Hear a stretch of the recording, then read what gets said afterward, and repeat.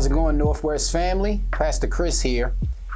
This will be our kind of next plan to reopen update. I haven't done one since I think June when we rolled out the plan all together and went through the phases, which I actually have before me just as a recap.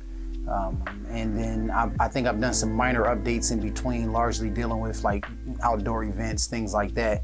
But I haven't really came back and told us where we are in our plan, as well as what we can be looking forward to. So that's what this video will be. We've been in phase 2 since the beginning of July, and I'm gonna just recap phase 2 so we know where we are, especially for those who've been wondering when are we getting back into the building, right?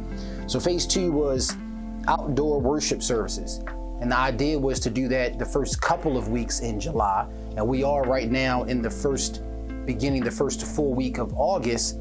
So a month ago, we started our second phase, and the goal was to stay in it for just a couple of weeks. We were supposed to hold at least 2 outdoor services, open to everybody that felt safe returning, and then evaluate the cost, the safety, the success of these 2 outdoor services to determine to moving into indoor services. We all already knew about the no children, no child care, and no like kids or youth ministry, but families were welcome to come, and we had that. And then we opened it up to what was supposed to be the Wednesday Bible study, and then use that also as a point for us to eval together with the outdoor services. Now you'll notice some of this got modified. So what happened in June was we were supposed to open it up to CR to be our first indoor gathering and eval that.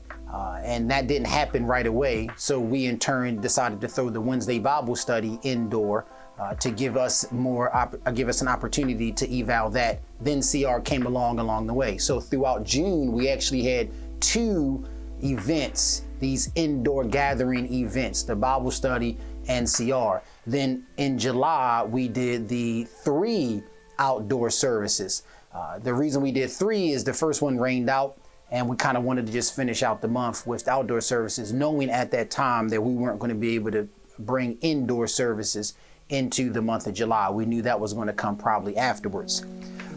In every phase, we talked about having and following our COVID-19 precautions and guidelines for those in the facilities, which CR and the Wednesday Bible study are currently doing. But then we also employed certain guidelines for us in our outdoor events, which was good. Our outdoor events, because it was more people than what we're getting in CR and the Bible study, really was our dress rehearsal for when we do in-person indoor gathering again, worship service wise. So we still had some guidelines there we needed to follow. We used the bracelets. I know that might have been a little confusing for some.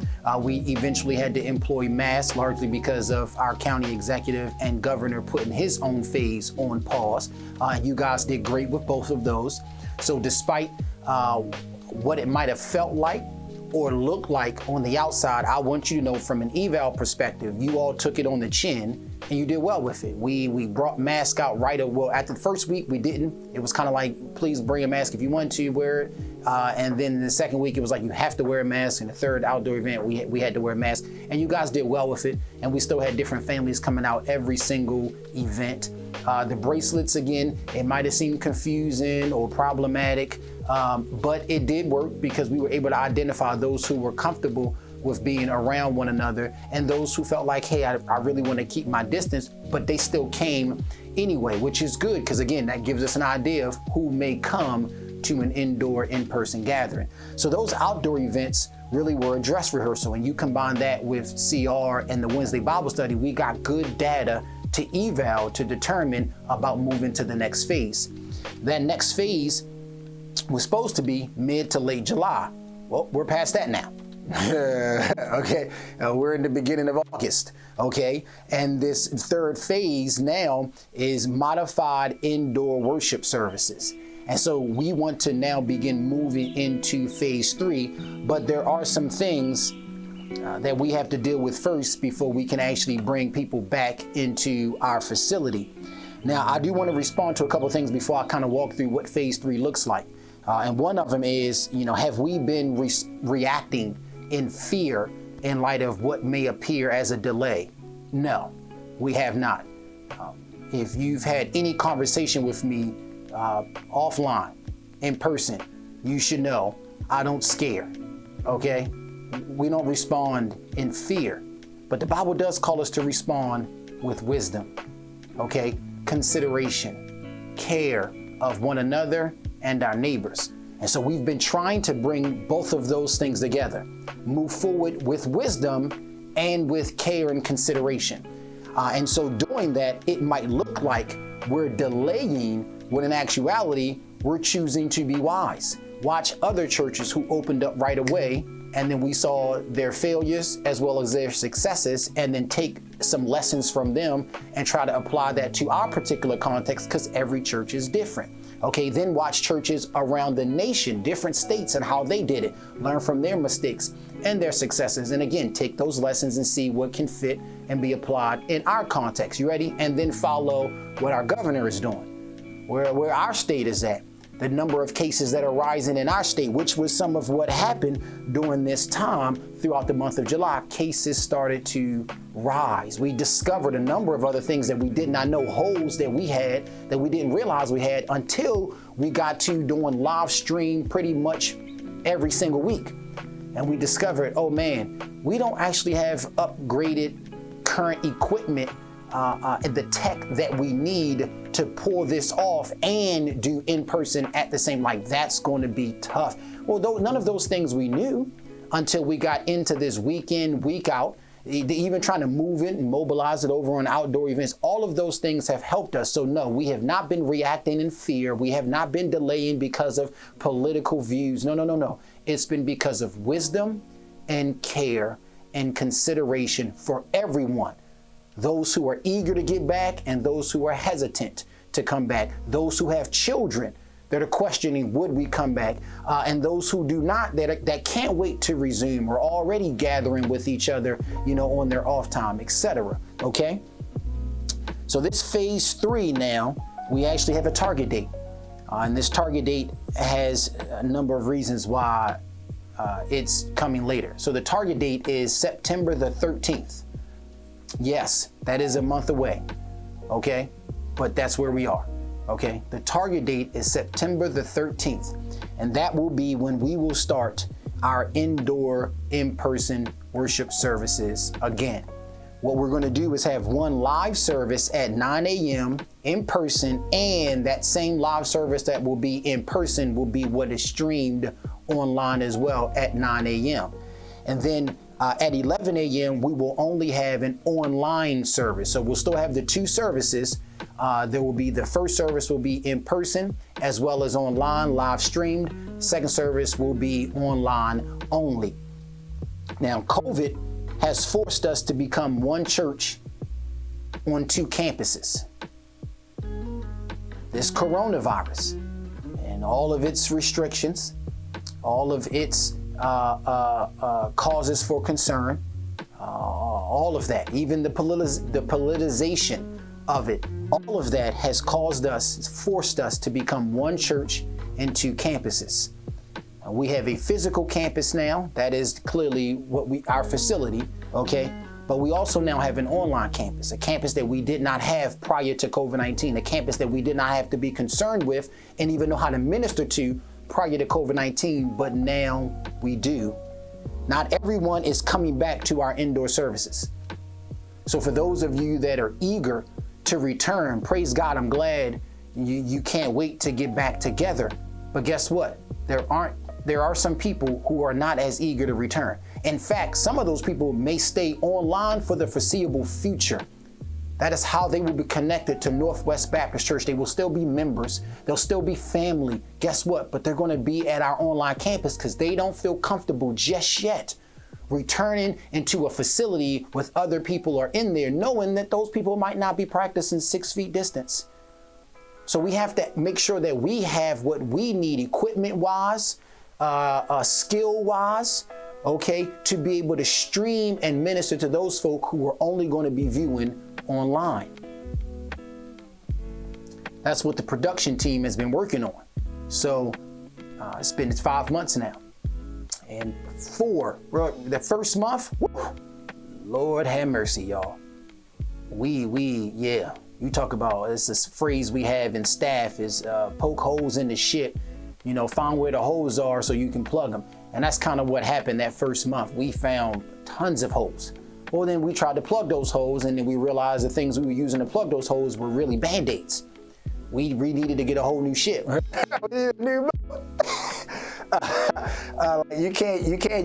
tape wasn't working. It lasted like a month and a half, y'all, okay? And we started realizing, okay, this duct tape is not gonna hold us, especially when I know the goal is to get back in the building. Okay, we gotta upgrade, Pastor Chris. What are we gonna do? I'm like, tell me how much it's gonna cost. What do we need? What can we build? What do we have to change?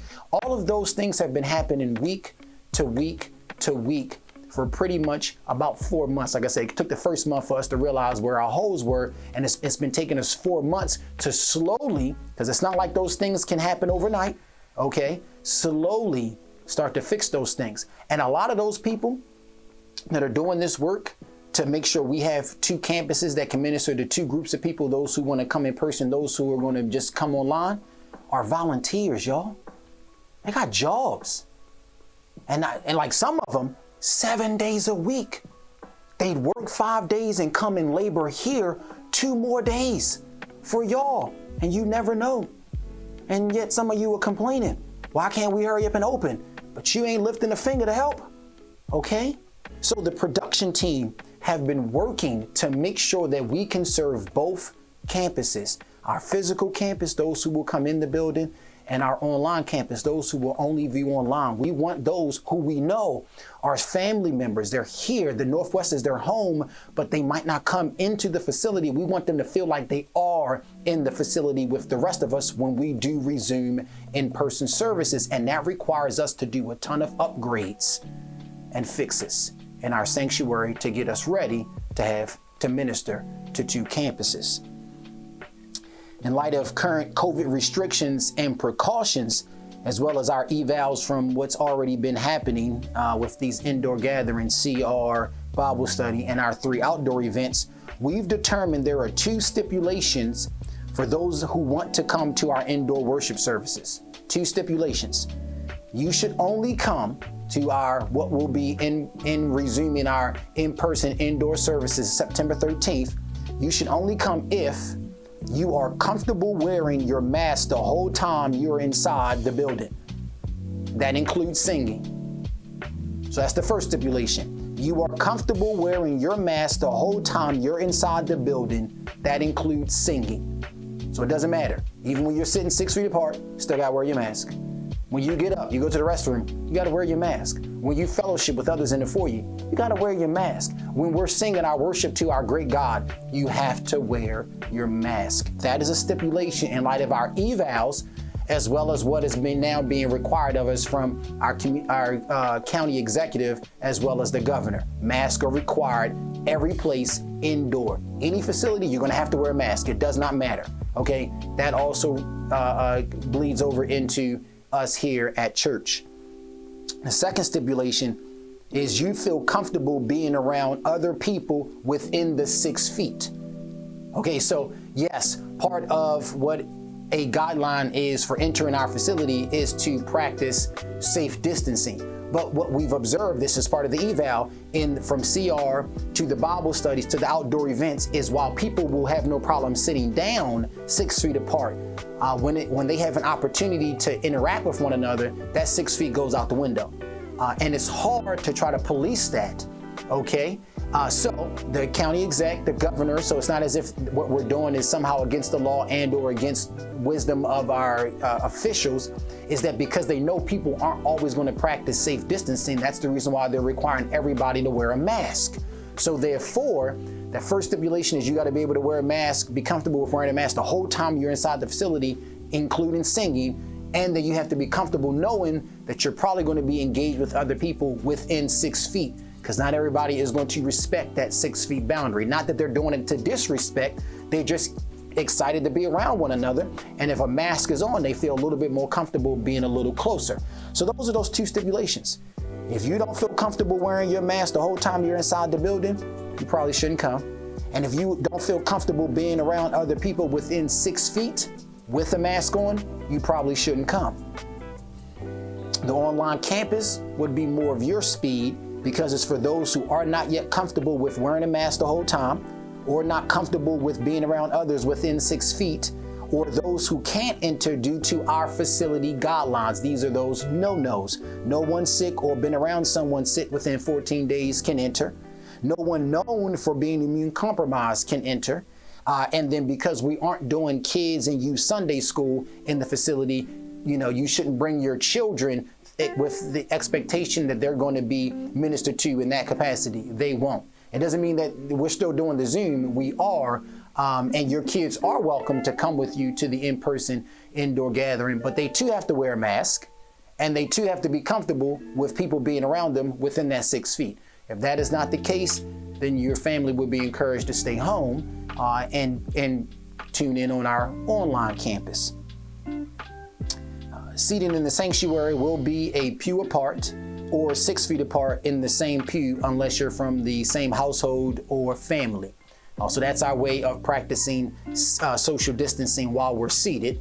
We'll have it nice and roped off, and the deacons are going to be the ushers to make sure people know where to come in, how to sit down, and then where to exit, okay? They're also going to be, as ushers, our police for mask, because we will have to police with mask, because that is a requirement. In order for us to be able to gather together is we have to wear masks, which does kind of go in line with, let me clarify what our officials are saying and what they aren't saying. And if you follow the press conferences like I do, if you read the orders that they put out, the update orders that they put out like I do, sometimes, and if you don't, and you just get the Clef Note version, you start to skew what you think they have said with what they haven't said. And then in some respects, you might think that we're stepping outside of bounds. So let me clarify what they are saying, what they aren't saying. What they are saying is wear a mask at all times indoors and wear a mask when you can't social distance, even outdoors. That's what they are saying, which is the reason why we had everybody who came to the outdoor event wear a mask until you were seated. And then is why you have to wear a mask when you come to what will be in-person gatherings indoors, because that is what's being required of us now. That's where we currently are. What they aren't saying is we can't gather together. Nobody said churches can't meet.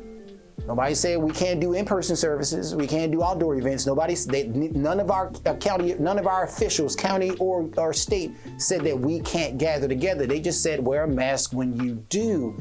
And understandably, because the numbers in our state have arisen. So that's them putting public health and safety at the top, saying, hey, we want to make sure that our people, our citizens in the state of Maryland are safe. That would include those who desire to worship together, okay?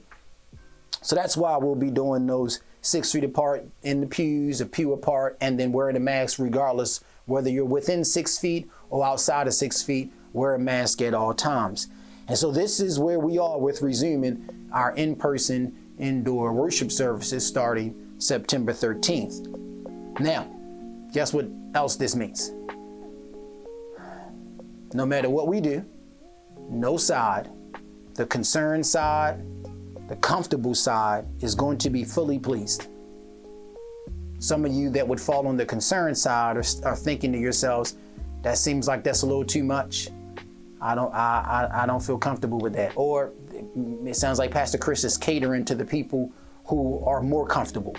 Maybe that's what it sounds like. Sorry that's how you feel.